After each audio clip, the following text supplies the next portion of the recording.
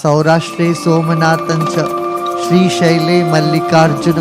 ये चमत्कार 1000 साल बाद धरती में हम लोगों को देखने को मिल रहा है। नमस्कार सर्व नागरिकांना, एक अतिशय महत्वाची आणि आनंदाची बातमी मला द्यायची आहे।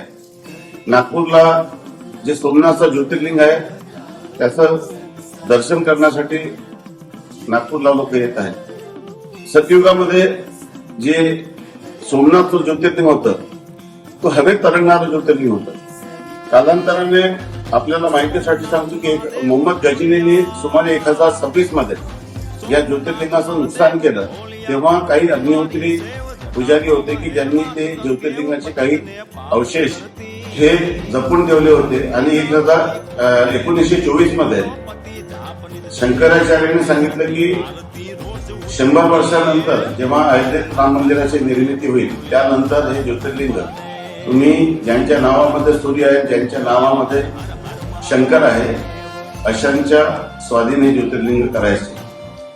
मागील वर्षी श्री रविशंकर यांच्या स्वाधीन ते ज्योतिर्लिंग करण्यात आले आणि हे दुर्लभ ज्योतिर्लिंग बघण्याची संधी रामटेकच्या प्रभू रामचंद्राच्या भूमीत रामटेक येथे राहणाऱ्या लोकांना व्हावी आणि स्वतः प्रभू श्री रामचंद्र शंकराचे भक्त होते आणि त्या प्रभू रामचंद्राच्या पदस्पर्शाने पावन झालेल्या या भूमीत हे ज्योतिर्लिंग यावे अशी मी विनंती आर्ट ऑफ लिव्हिंगच्या लोकांना केली, गुरुजींना केली आणि त्यांनी माझी विनंती मान्य केली आणि आपल्याला सांगताना आनंद वाटते।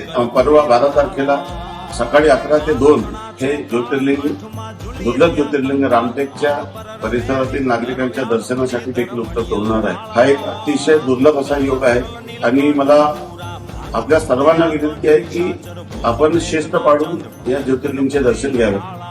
मोठ्या प्रमाणामध्ये 100च्या जवळपास स्टॉल कृषीचे असल्यामुळे अनेक शेतकरी कृषी क्षेत्रामध्ये जे प्रगती झाली आहे ते पाहण्यासाठी येणार आहे। महिला बचत गटाचे स्टॉल त्या ठिकाणी आहे, ऑर्गॅनिक फार्मिंग पासून कृषी यांत्रिकीकरण या सर्वांचे स्टॉल त्या ठिकाणी आहे। म्हणजे आपल्या सर्वांना विनंती आहे की माझा हा व्हिडिओ जास्तीत जास्त लोकांनी शेअर करा, जास्तीत जास्त लोकांनी याला प्रसिद्धी द्यावी जेणेकरून सर्व लोकांना ही बातमी कळू शकेल आणि शिस्तबद्ध पद्धतीने कशा पद्धतीने आपण हा कार्यक्रम घेऊ शकतो हे देखील आपण राज्यात आणि देशात आणि जगात दाखवावं अशी आपणास विनंती आहे। खूप खूप धन्यवाद। जय हिंद, जय महाराष्ट्र।